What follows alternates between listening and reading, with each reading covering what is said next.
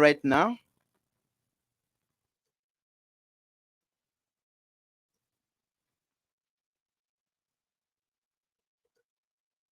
Yes, I believe my screen is now showing, and we shall move to how do we do cross-referencing.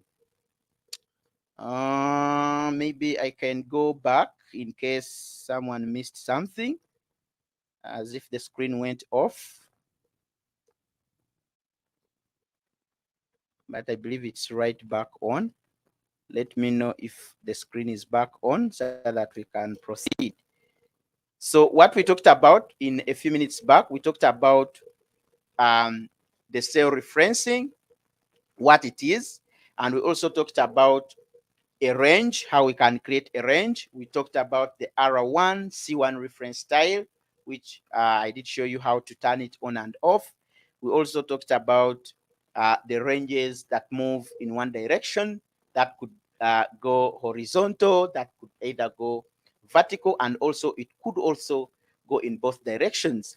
And we populated a few numbers here just for you to just to demonstrate that we can refer to a range of cells, and we use the rand between function to come up with these numbers. Just confirm if my screen is back on.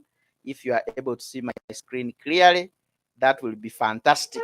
Just let me know if the screen is back on. Okay. Now let's move to this particular cross-referencing. What does cross-referencing do? How do we do cross-referencing? What does it mean?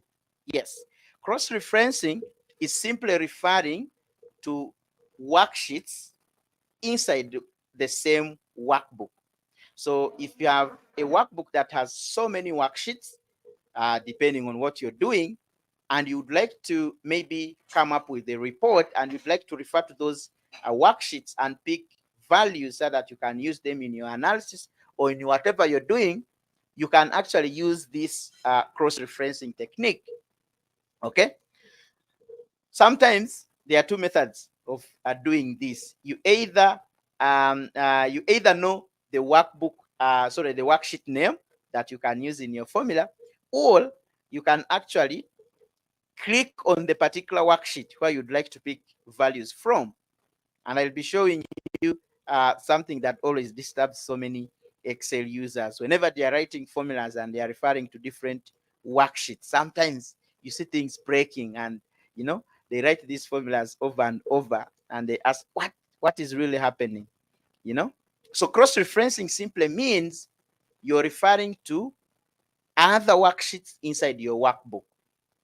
You can also refer or pick values from a different workbook for as long as it is living inside your system.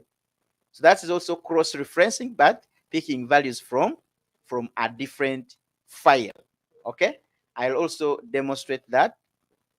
But let us first go through this cross-referencing inside our worksheets. Now I've added 3 worksheets here just to demonstrate what cross-referencing is all about. So I have some information here. I also have information in this sheet, and also in sheet 3, I have some few information. Now we're gonna be picking a value from one of them. So sometimes the easiest way to pick a value from any of these worksheets is by just coming over to your results worksheet and say equals, and straightforward you move to the worksheet where you want to pick the value from. Once I do that, watch what happens in my formula bar. Mhm. You see what has happened in my formula bar? I get this particular sheet name and an exclamation mark. So whatever this sheet name will be for your case, mine is just sheet 1 for training purposes, but it will be different for your case. You get an exclamation mark. Now, when you're actually in this sheet where you want to pick something from, don't attempt to click anywhere at this stage. What you need to do is to straightforward go to the cell address you are interested in picking a value from. So we are interested in picking from A1, which I'll actually tap, and you'll see what has been added here inside our formula bar. So it now reads sheet 1 exclamation mark A1. This is simply telling the formula that we are writing that go to sheet 1 in cell address A1 and pick whatever is there and show it to us. So when I hit enter key on the keyboard right now, you'll see this particular text returned or printed in this particular results worksheet where we are working from. And what we have just done is what is called cross-referencing. Yes, this is called cross-referencing. Sometimes you can actually type this thing manually here. So if you know your sheet names, you can come here and say equals sheet 1. Don't forget the exclamation mark just to tell Excel or the formula that you're interested in picking this value on a different worksheet. So you put that exclamation mark and then you put the cell address. This works if you know your sheet names. Okay, enter. This will give us the same value like we did right here when we used the other first method. But this is very important for you to note. Sometimes if your worksheets have non-alphabetical characters, make sure if your worksheets have non-alphabetical characters, make sure you enclose the worksheet name inside a single quote. If you have a worksheet that has non-alphabetical characters, enclose that address inside your formula syntax into a single quote. Yes, I've actually put some notes here just to refer to that. In case you have non-alphabetical characters, you must enclose the name in a single quote. What are non-alphabetical characters? You know some of these characters, including like special characters or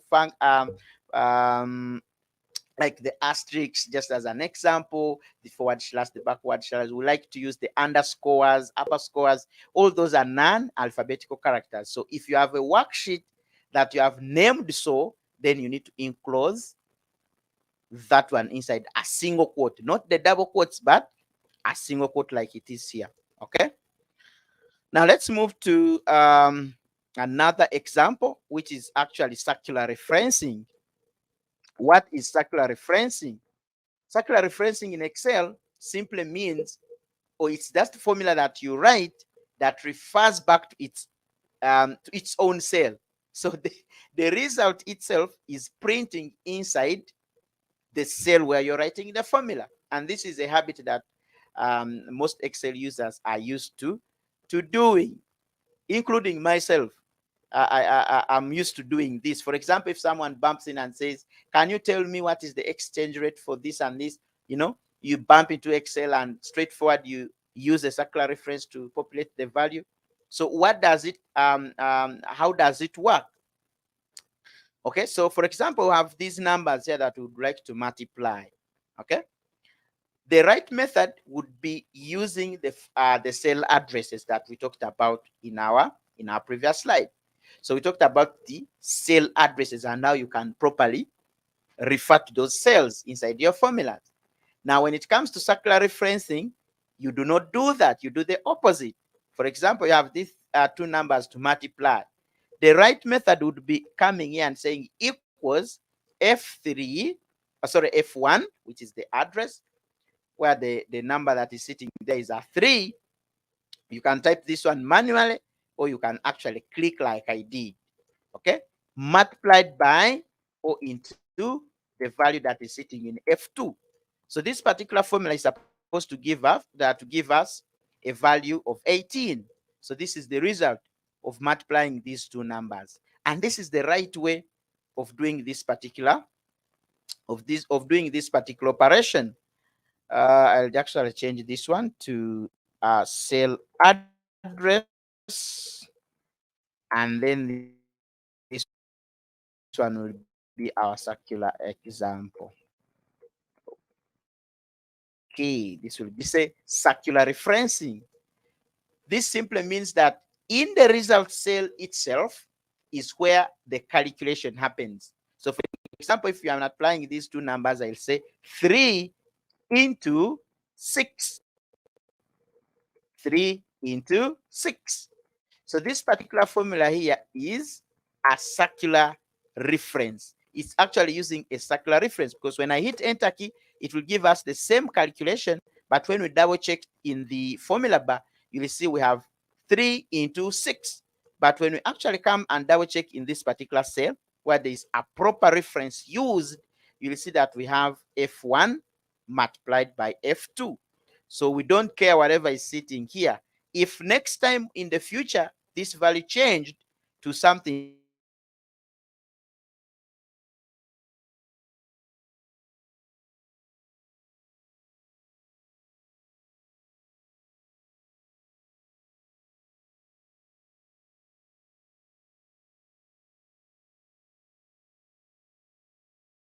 actually use as an example in any local currency of your choice. You'd simply come here because you know the rate, just say equals 1,000 into the rate. I'm just guessing if this is the rate, 3,600, and enter. I've just done a circular reference to find out how much is 1,000 US dollars in my local currency. And I've just used a circular reference. If this range or if this rate changed, and remember, you might be working with large sums of data sets. So if you use a circular reference, it will be very hard for you to update these formulas. So the right method would be coming here or somewhere, and you say the rate. So the rate will be 3,600, and the amount that you'd like to convert is 1,000. You get the idea? So you'll get your result here, and this will be, you get your result, and this will simply be equals this value into the value that is sitting here. Enter. So in future, when the rate changes to something else, depending on how you're connecting it, this could be connecting directly from the internet, and it keeps changing. Tomorrow it will be a different rate. The other week it could be a different rate. So if it changes, if you only update in this cell, and this result will also change. So if this one became 4,000, just as an example, in the near future, depending on where you're connecting, this value will change, but this one will not. So we do not advise you to use circular references. They do actually cause trouble in most complex or gigantic formulas, and it's very hard to audit this particular circular references in case they caused an error. Sometimes it will be very hard for you to trace. So we don't encourage you to do this type. You have to use a cell address. Okay. Now, how about the 3D reference? What does it do? How do we do 3D references, or how do we write 3D formulas? So 3D formulas is simply calculating from different worksheets and have the result of that particular formula printed in one single cell or in a results worksheet somewhere. For example, the way that I'm going to be demonstrating this, I have these worksheets, and I'm going to be going back to these worksheets, and let's look at these numbers and talk about the 3D reference styles. So we have some numbers in these worksheets. Sheet 1, we have numbers in column B. We also have numbers in column B right here. We also have other numbers in the third worksheet, still in column B. If you want to do a 3D formula, for example, they ask you, what is the average? I'm just using this as an example. What is the average of all numbers sitting on these worksheets? Sheet 1, sheet 2, sheet 3. What is the average of all those numbers? Of course, you could actually do it the manual way, meaning you'll come and calculate the average of numbers sitting here. You also come here and calculate the average of numbers sitting here. Then you come to the third worksheet, calculate the average of these numbers sitting here. And when you get the three averages on the three worksheets, you now again calculate the average of those three numbers to get the average on all the three worksheets, which will be like tedious. So if you know about the 3D reference styles, you can write a simple 3D formula and have this one calculate very easily. And I'm going to be showing you that. But let us first try out the manual method so that you can see what I'm talking about. Okay, so they ask us to calculate the average of all numbers that are sitting on sheet 1, sheet 2, and sheet 3. Okay. So this will be tedious if I go the manual method, which I will be demonstrating here. I do equals average,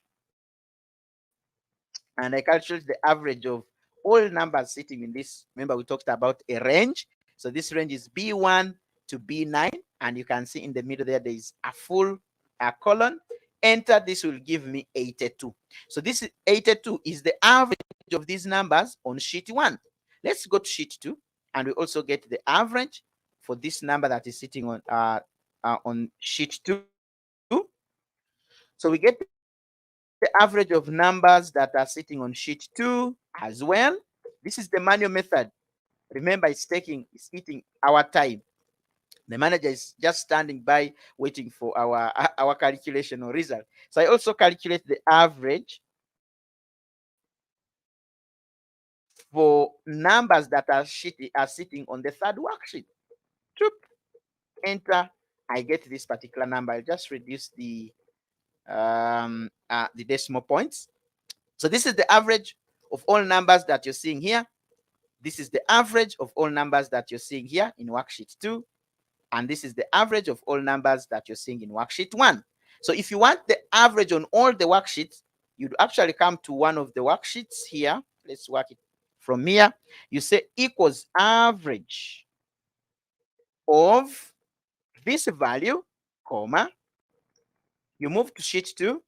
You go to the average that you calculated a few minutes back, comma.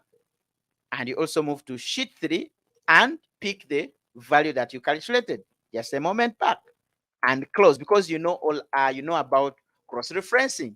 That's what I showed you at the start of this session. So once you know about cross-referencing, you can quickly do that, but that would be a very long process. So this one will give us the overall average on all the numbers sitting in all the 3 worksheets. But there is a better way we can get this particular number using a 3D reference.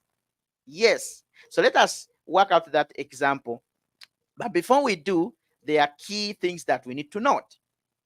Number 1, whenever you're doing a 3D reference or a 3D formula, make sure that the height of the table, or the height of, the height or the length of your table is the same, is consistent across all the seats. If you're referring to a range, it should be of the same height and length, meaning that you should have the same total number of cells that you're referring to in all the so many worksheets that you want to calculate from. That is a very important issue to note. If those numbers are not the same, your formulas will not be able to calculate, or your 3D formula will give you an error. Okay, so let us double check here. Do we have the same length? For sheet 1, the numbers that we have are starting from B1 all the way through to B9. Okay, so those are 9 cells. Okay, let's move to worksheet 2 and see the numbers that we have here.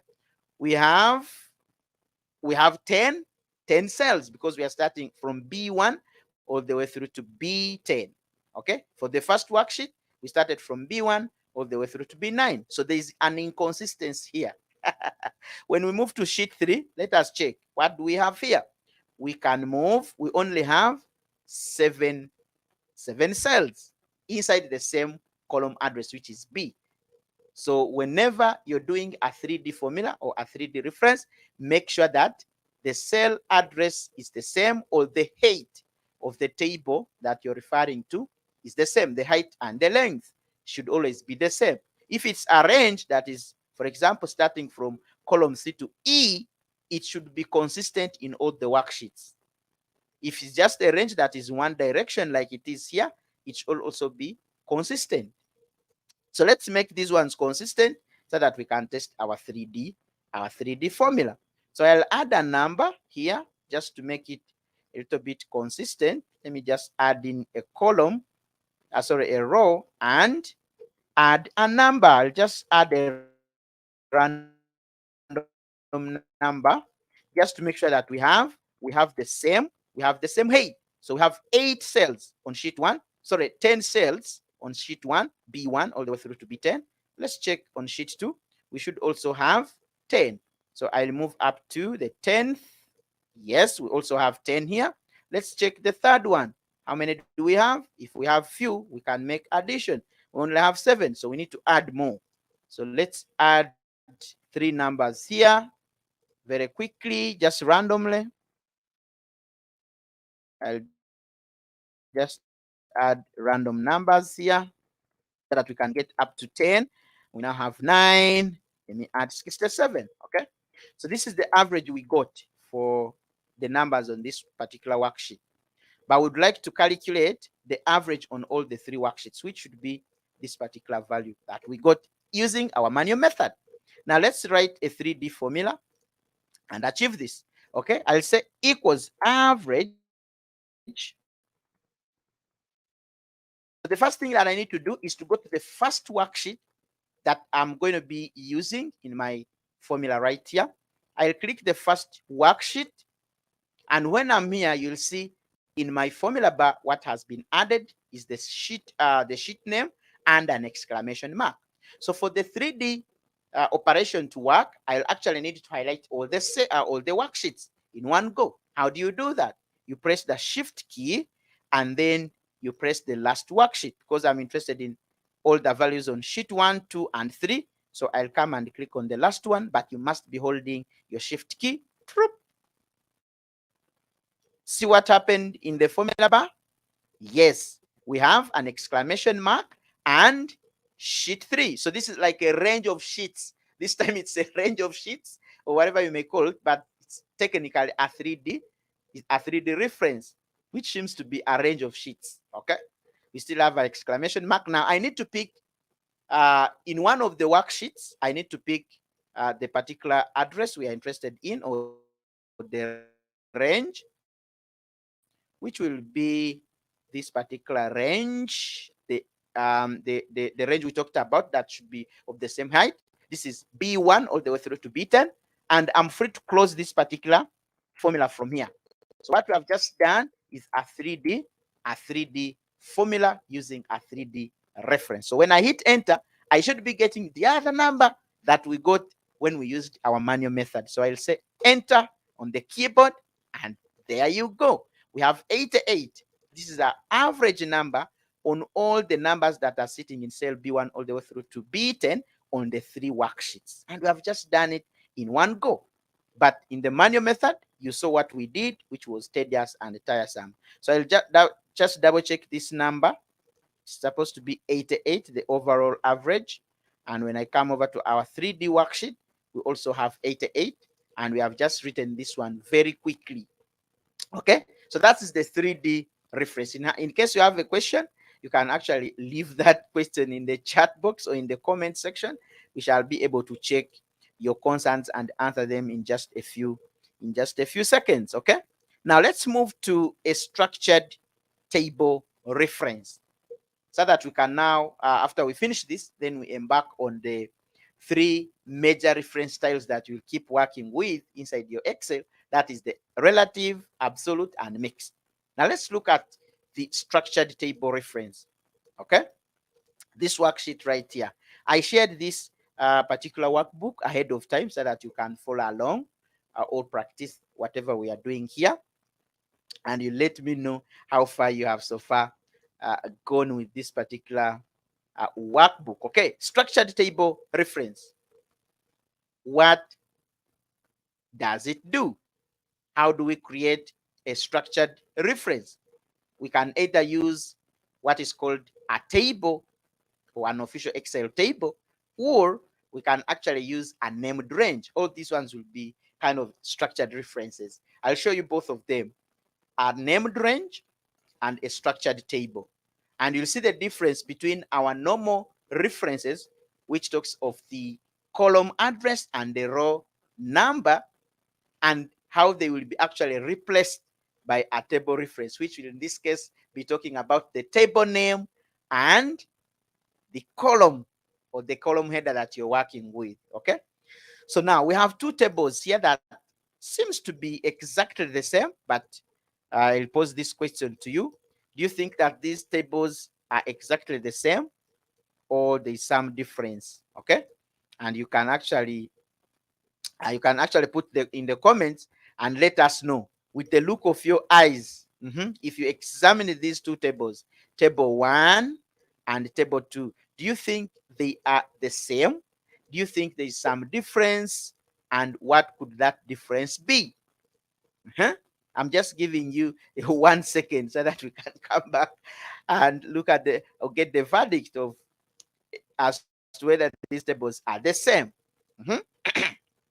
And the hurdle here that we have is to calculate the averages and demonstrate what a structured reference, how it looks like, and how to create one. You get the idea? So these tables, however much they seem to be the same, they are not the same. Mhm. One of the things you can actually use to note as to whether they are not the same is when you look at this first table and you come over to the sides here on the last cell or on the last record, you'll see a little kind of, how can I call this one? It's kind of a heart symbol just in this particular cell. And when you put your cursor there, it changes to a double arrow pointing to both sides. So it means that this table might seem to be different from this particular table, because in this table, I can't see that thing. That's one. Again, if I click in this table, watch what happens on our ribbon. I click in. Did you notice what happened? I click out. I click in. I click out. Are you noticing what is happening on our ribbon? Let me click in this table. I click in. I click out. Do you see any changes? Do you see anything happening? So when I click in this one, you'll see a contextual tab called table design appearing. Get the idea? I click in, a contextual tab will appear. I click out, it disappears. I click in, a contextual tab appears called table design. So this tells me that this is a structured table reference, and this is a normal table or a normal range. So how do we create a table so that we can make our cell reference structured? How do we create a table? This is not a table. We're going to be converting it into a table. So to create a table, you just highlight your data set that you are interested in converting into a structured table reference. And you have a number of options to create this table. One is you can use the quickest method, which is using the keyboard shortcut, which will be Control T. Okay. So when you do Control T on your keyboard, you will immediately be asked in this dialog box, do you want to create a table?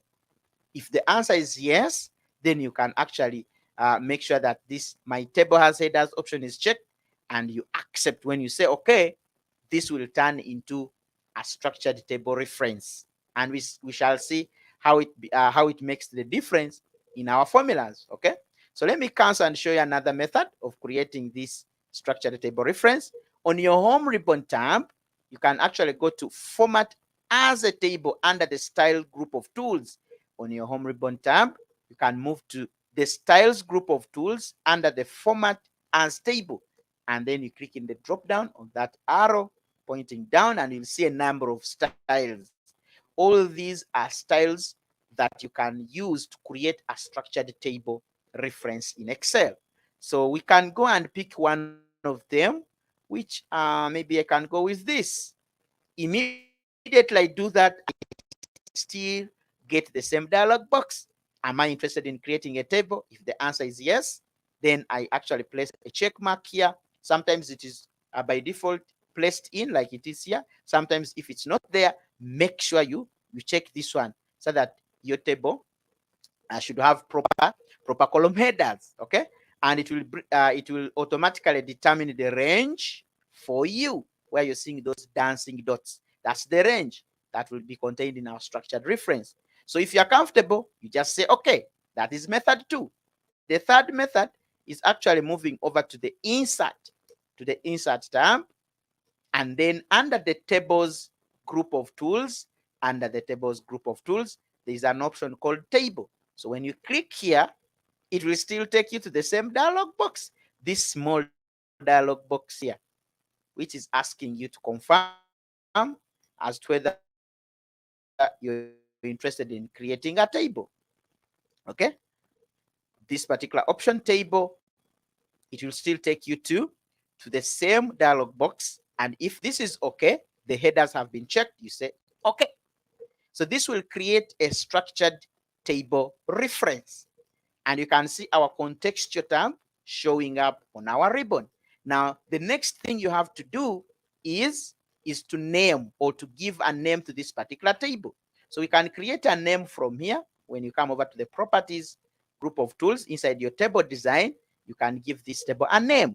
For me, I'll just call this one, let me just call it class, just for learning purposes. And make sure I just put an underscore and then I call it class 2. Okay, so this is the name that I'm giving to my table. Make sure whenever you're creating these names, there is no space in between the name of that particular table.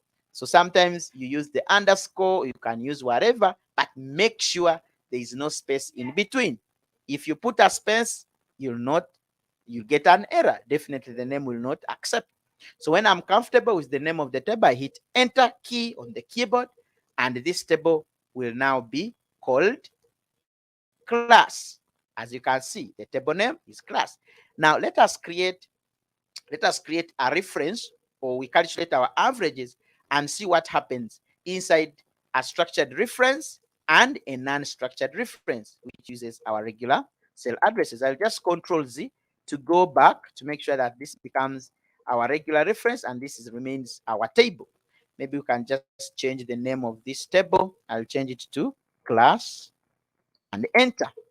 I've actually turn this one into a normal range. Now, let us first write our formula here and see what a structured reference looks like.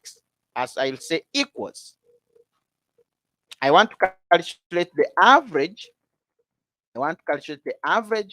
Of our cells in this particular table. So I can actually select this entire range by clicking on the column header until you see this black down pointing arrow, and then you can select this entire column. And you see what happened in our formula bar. The table name and the column name has been inserted automatically, and the column name is inside our square brackets. We can do this manually, or we can actually highlight, and we shall still get the same syntax in our formula. So this is now referring to class, open square brackets, cells, close square brackets. Ideally, in our normal table, it should be showing G2 or whatever it is, G3, all the way through to G8 or G9. But because there is a structured reference, because we have converted this table into a structured table reference, that's why it is showing the table name and the column header. So that's the difference between a normal cell reference that we talked about previously and a structured reference, because a structured reference will simply replace the normal cell references we talked about, that is noted by the column address and a row number, with this custom reference, which is the table name in most cases and the column that you're using to pick values from. So if you actually don't use the black selection cursor to highlight this entire thing, remember you might be working with thousands of rows or thousands of records. So this is like something that selects everything in one go. But you can also use this manual method of highlighting, which is always tiresome. So I don't recommend that you do this. But even if you did, if it was a structured reference, it will still show you the table name and the column name. So you can actually close your average function, enter, you get this number. Let's move to our normal range. So if you want to calculate the average, I'll say equals average, and then I can highlight this table. There is no way I can get my black down pointing arrow because this is not a structured reference. So I have to highlight normally like this, and then you can see Oh, sorry, there is a named range here that I need to get rid of. Let me just get rid of these named ranges so that I can come back and show you the difference between a normal range and a structured one. So I'll say equals average, and I highlight this range. So instead of seeing what we saw, the cell addresses themselves, J3 all the way through to J8. So I close this one off, enter. Now, this table in the future, it might grow. We might get another item added. So let's add an item here and see what happens to our average. I'll just add another item. Let me call it strawberry, and I can just give it how many numbers. So let's assume we sold 500. Will this one change the average? Let's see. Oh, this one changes our average. How about the table? I'll add strawberry, and I add 500. So this one will also update. Okay. Now, the other method or the other structured reference that you can create is what is called a named range. Okay. So let me just Control Z, and then we create our named range so that I can show you the difference between a named range if it updates vis-a-vis our structured reference. Okay. What I'll do, I'll actually highlight these names, or actually let's talk about a named range. How do we name a range, or how do we name a cell? We did talk about a cell address denoted by the column, letter, and a row number. So for example, this cell here is G11. Let's actually give it a different background. So this is cell G11. Are we together? This is cell G11. As you can see in the name box. But we can actually customize this cell address and call it our own name. Yes, that is very possible. And that's what is called naming of cells, or naming a range. So we can name a single cell, or we can actually name a range of cells. You get the idea? We can name a single cell, or we can name a range of cells. So this is currently called G11. That's by default. Okay.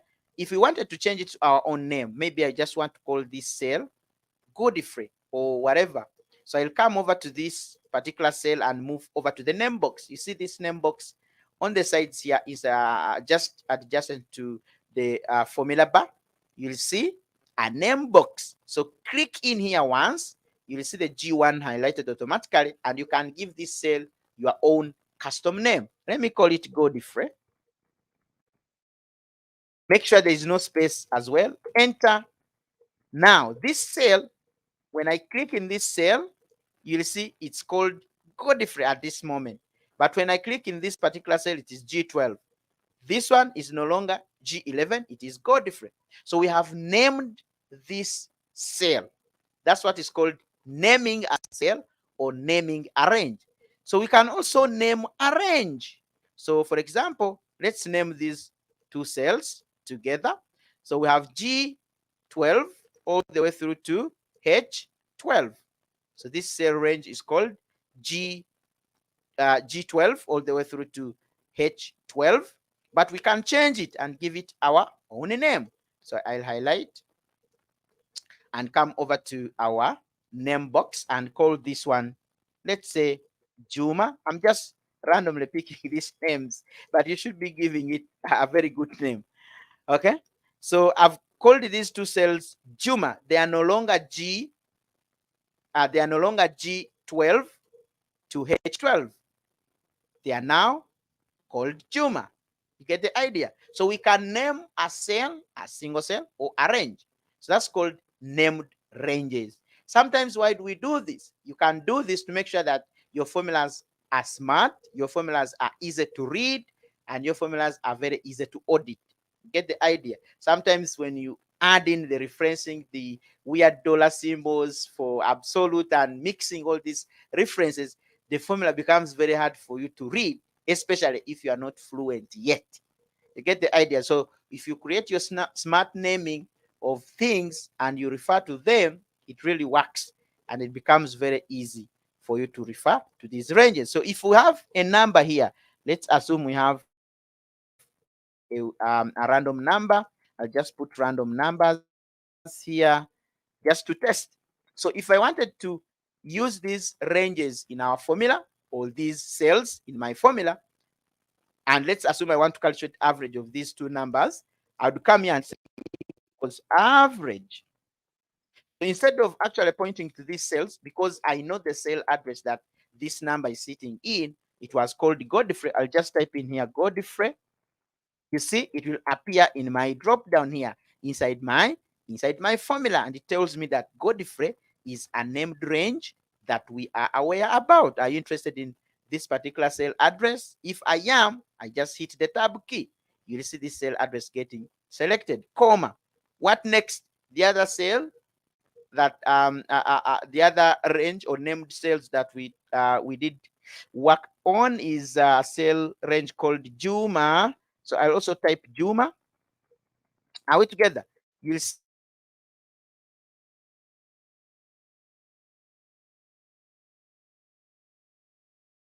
selected.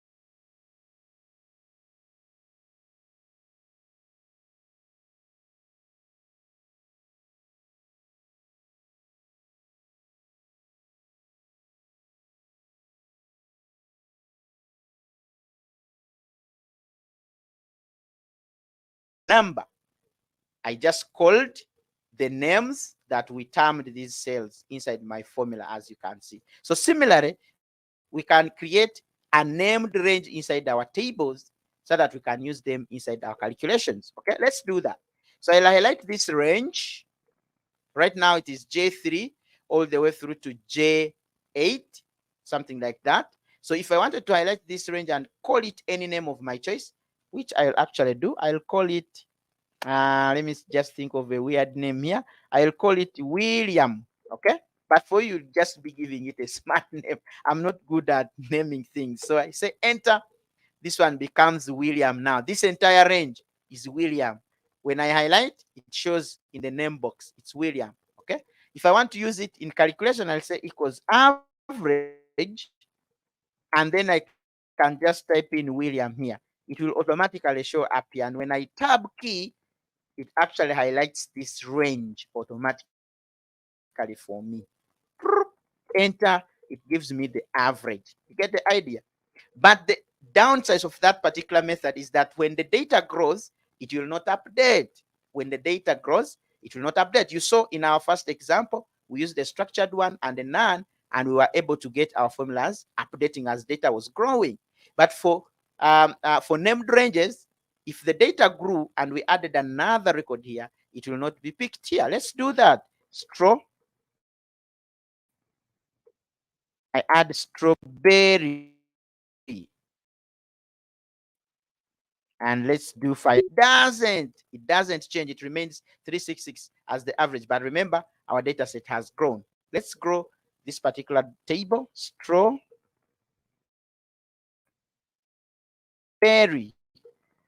Let me see if the spelling is right. So we also say 500. What will happen here?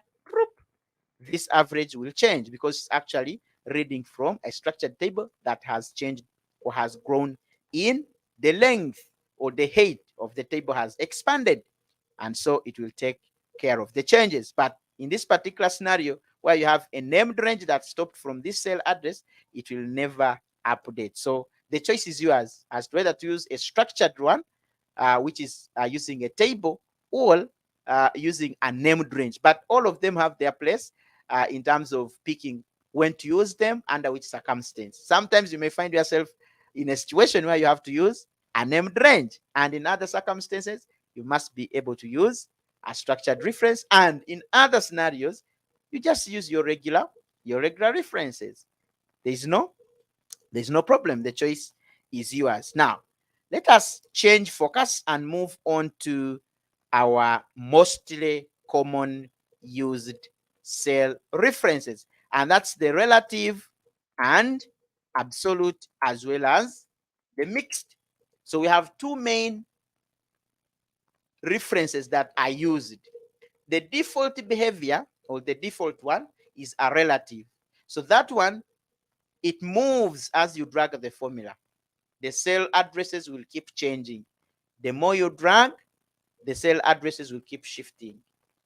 The more you drag your formula, or the more your formula or your data set grow in terms of results, then your formulas will keep moving. Then in some scenarios, we find ourselves in need of locking some addresses. Then we apply the absolute, and I'll show you practically how to do that. Now, there are three types: relative, absolute, and mixed. But mixed is just coming from combining the two, relative and absolute. So ideally, there is no mixed, but mixing of these two, you form what is called a mixed cell reference. Okay, so we have two major reference styles that you'll ever work with. The rest we have talked about them. They are very important, but you may not easily use these things. But for a relative cell reference and an absolute one, you will absolutely find yourself using these things in one situation or the other. Okay, so it's by default all our formulas are relative. So what do I mean? For example, I have this small table just to use to demonstrate. I'll maybe just do a multiplication, a simple multiplication. I say equals this number multiplied by this particular number. And you can see we are using our cell 2 into whatever is in M2. And this is the proper method that is recommended. So when I do enter, I get a 4. Now, assuming I would like also calculate for this second record, what I do, I just drag this formula to the second record. You see, I get a 10. How has Excel determined that I should actually be calculating from these cell addresses? Because as I drag the formula, or as I copy this formula, the cell addresses will change because we haven't fixed them. We haven't made them static. Okay, so if you want to fix, that is the absolute reference, which I'm going to be showing you in just a second. So we drag. As we drag, this will now change. It started looking at L. What we actually punched here was L2 and M2. But when we double click here, we see L3, M3. The cells have shifted automatically. That is the relative behavior. So all our formulas by default inside our worksheets are always relative. They move as we copy. They move as we drag. They move as we expand our formulas. Okay. Double click here, you still get this one looking at this particular. Even if I copied this cell, this particular formula, copy, it's actually L2 and M2. Let me open a whole new blank workbook and see if I can paste this one somewhere and see what we shall get. I just open another blank workbook and paste my number here. Control V, I get a 0. You get the idea? I get a 0. It's still actually referring to these cells. Okay, so that is the relative behavior. I'll actually exit from this workbook and we continue with the absolute example. So the relative behavior is automatic. That's what we always use. Okay, now how about the absolute example, absolute cell referencing? So we have these numbers here. Let me remove what is actually existing here. So we have these numbers and we would like to multiply all of them by 6. And our interest is to make sure we write one single formula. So I have provided the notes here. You'll go through these notes that you can read when you're actually practicing on your own. I will not read word per word for whatever I've given here in the workbook, but an absolute reference is the one that has the dollar signs on either a column address, on both the column address and the row address. So whenever you see $A, $B, $A, $1, that is an absolute cell address on cell A1. It means it has been locked. So whenever you're applying an absolute reference, you use a dollar symbol to lock. Okay, so our interest here is to calculate or to multiply any number that you're seeing here in column G with this number that you're seeing in H2. So I want 38 multiplied by 6, 23 multiplied by 6, 171 multiplied by 6. But I don't want to write individual formulas. I don't want to do that. I just want to write one formula here and drag to the rest, and they should be looking at this single cell. So we want to make one field or one cell address absolute, and then we shall leave these other cell addresses to move how they want as we drag. Okay, so let's assume we know nothing about absolute. We absolutely know about relative. That's the default behavior. So I come here and say equals 38 into 6. I'm just assuming that I know nothing about absolute references. Okay, enter. And assuming I want to populate this in one go, I will be tempted to drag this formula. Watch what happens. Oh, I get weird numbers here. Some of them are very big, even not fitting in one cell. You can see some numbers have scientific notations on them, meaning that they are too big. They can't actually fit in one cell. So this is as a result of maybe our ignorance about how we can solve this problem very easily using absolute cell reference. So what we need, actually, if you want to double check what this value is coming from, where it is coming from, you can see the cells have shifted as we drag it. So when we drag, everything shifted. We started from H2. As we drag, it became H3. We drag, it becomes H5, and so on and so forth. Yes, our interest is to make sure that it stays on this particular cell. So how do we do that? How do we lock that one to avoid this particular error from happening? So I'll come back to the first record, which seems to be realistic. 38 times 6. This could be a correct number. You can see it's not too big. So I will assume, because you can actually see that the formula is referring to these cells. If you are actually trying to do like a formula auditing, you see, it's actually referring to these cells. Now, our interest is to make sure that H2 is locked. I'll come back to our formula.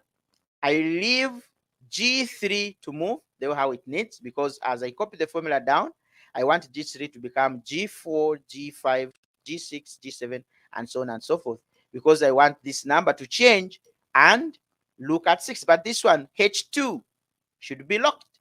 I have to lock it. I can actually apply these dollar symbols manually on the keyboard. I put a dollar on the column address. It has now become $H and row number 2. Because I'm also interested in locking this particular row not to change, I'll also come and put a dollar symbol. I'm just using the shift key on the keyboard and that symbol that has a dollar symbol on the keyboard. Okay. So now what this one means is that this cell address H2 is completely locked, but G3 has been released to move. Enter. Now let's drag and see what happens. I drag this particular formula, and there you go. Let us double check as to whether these numbers are all looking at this value. Are they coming back to a 6? I'll double click this big number here. Yes, you can see 171 is multiplying by 6. Okay, let's double click the last one.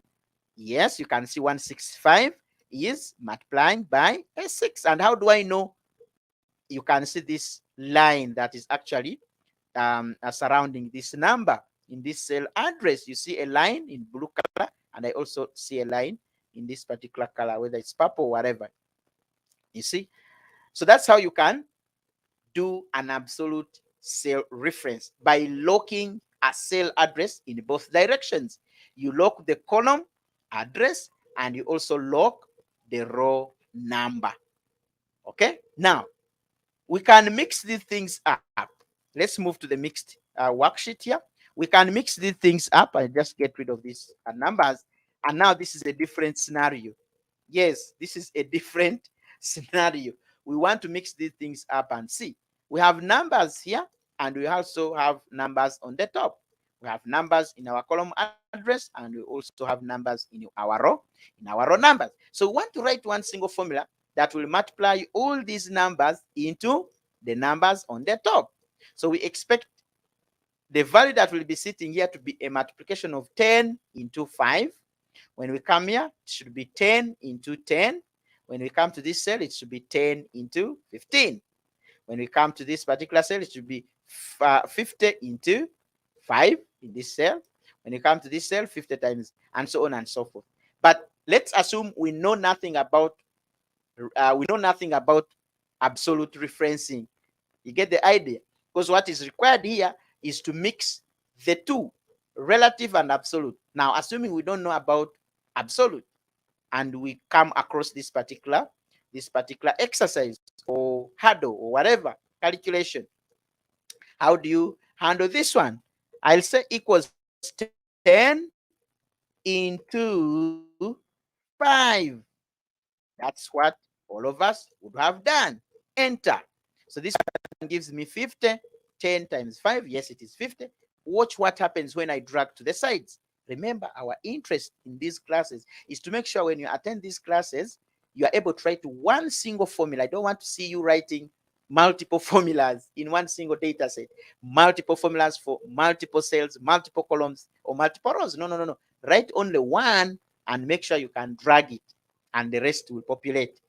You can achieve that if you only know about cell referencing. Okay? Now let's drag and watch what happens. I drag to the sides, and let us evaluate these results here we are getting. Okay? We are getting 500. Is 10 times 10 supposed to give us 500? There's something wrong. Let me double click. Oh, the cell address is shifting.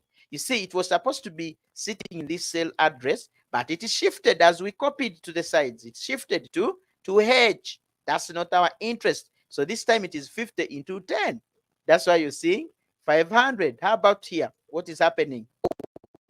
This one is also again shifting from 50, and it has moved to column I. So we are saying 500 into 15, which is giving us a weird number. Yet our interest is supposed to be 10 into 15. So now we need to fix something.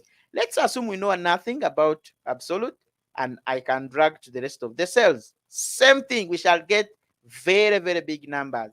So these results are not correct. You cannot present this to your boss. Okay, I'll just control Z to go back to where we started. And now we need to start fixing. We need to apply our absolute referencing knowledge and make sure when we drag, this particular number does not change. It will only change when we move down. You get the idea? And also these numbers should be changing appropriately. Now, let us ask these questions. In this particular formula, we have two addresses. We have G3 and we also have H3. Now let's come to this particular part, which has G3, which is G3. That's the 10. And ask a question. When we copy this formula down, do we want 10 to change to 20, 30, 40, and so on and so forth? If the answer is yes, then we don't put a dollar symbol. If the answer is no, then we put a dollar symbol. We lock it. So the question is, I'll go again. When we copy this formula down, do we want a 10 to become 20, 30, 40, and so on and so forth? Yes. The answer is yes. We want these cells to change. Okay, that's one question. So I will not put that dollar symbol on. I will not put the dollar symbol on the rows because we shall be copying down to the rows. Do we want these rows to change? Toop, toop, toop. Yes, that's our interest. So we don't expect a 3 to have a dollar symbol because it should be changing as we copy down. Now, the other question is, when we are dragging to the sides, do we want G to become H, I, J, and so on and so forth? If the answer is yes, you leave it to move. If the answer is a no, then you put a dollar symbol on the column address. So I'll put a dollar symbol on the column address. I've finished answering the questions here on both directions, down and to the sides. I've asked to the sides, and I did find out the answer. It was a no, and I locked. And I also asked when I copied to the rows, and the answer was a yes. We should be getting changes, and I didn't apply the dollar symbol. Now we move to the numbers on the top: 5, 10, and 15, sitting in in row number 2, starting from column H. Okay. Now we ask the question, the same question. When we copy to the sides, do we want H, I, J to change? That means 5 will become 10 and 15. If the answer is yes, then we don't lock our row number because we are actually working from row number 2. The question is, do we want, as we copy to the sides, do we want our column addresses to change? Do we want H to become I? If the answer is yes, you don't lock. If the answer is no, you put a dollar symbol. So our answer is yes, we want it to change. So we don't put a dollar symbol. Then we ask another question. When we copy this formula down, do we want the 5 or H2 to become H3, H4, H5, and so on and so forth? No, because it will actually be changing into cells where we are populating our results. So that will be a bad move. So we make sure we lock our row number 2. So I put a dollar symbol here. I'm doing it manually and enter. Tip. So I get my 50 returned. Now let's drag and see if this one works. 10 times 10, yes. 10 times 15, this should be working fine. So we have just applied our mixed cell references, whereby we have released a segment of our cell address to move, and we have locked a segment of our same cell address, and we have left it fixed. Okay, so we get this one calculating. We can actually double check here. 50 is into 15, so that's the number we are getting, and you can see the cell address is changing properly. And the other way we can do the locking very faster is using the F4 key. You mostly hear us saying F4 key on the keyboard to lock it. So let's do that particular method and see how it works, how the F4 key works. So I'll actually use the F4 key to take this one back to normal. This is how we started. Okay. Now I'll ask the question here on this particular segment of the formula. I ask on G3, do I want when I copy down the cell addresses to change or the rows to change? Yes. So I just wait a moment. Do I want when I copy to the sides the column or the column G to change to H, I, J, and so on and so forth? No. So I need to put a dollar symbol here, but I can do that using the F4 key. So I press F4 key once. This will make the entire cell address absolute. I press F4 key twice. This will make column G relative and row number 3 absolute. That's not the case. That's not what I'm interested in. I'm interested in seeing a dollar symbol on the column. So I press the F4 key the 3rd time. So you can actually use the F4 key to toggle through or to actually change those cell reference styles. You can press the first time, it will give you an absolute. Press the second time, it gives you a mix, but it locks either the row or the column. So it is up to you to either agree or disagree and continue changing. So we have done that using the F4 key. I will ask the same question here. Where are we interested to have the dollar? We are supposed to be locking our row number 2. So F4 key once, absolute, twice, that's a mixed cell reference, but it is allowing only the columns to change, not the row. And I believe that is the address we are interested in, or the reference we are interested in. It should be a mix. It's only the columns that should change. The row should not change. And in this one, it is a mix, but it's only allowing the rows to change, but not the column. And now I can drag this particular formula and also to the sides, and you can see our values populating correctly. Now I think that's all we had to cover. We can check if we had questions. That's all we had to cover, and I did actually give you some exercises in this workbook So we have a number of exercises that we'd like you to handle. So I've added like a number of worksheets just uh, to test your understanding of these cell references. You'll go through these worksheets and attempt whatever exercises are in, and then you will let us know how you actually found or how you're faring in terms of understanding cell references. Okay. So if you have questions, you can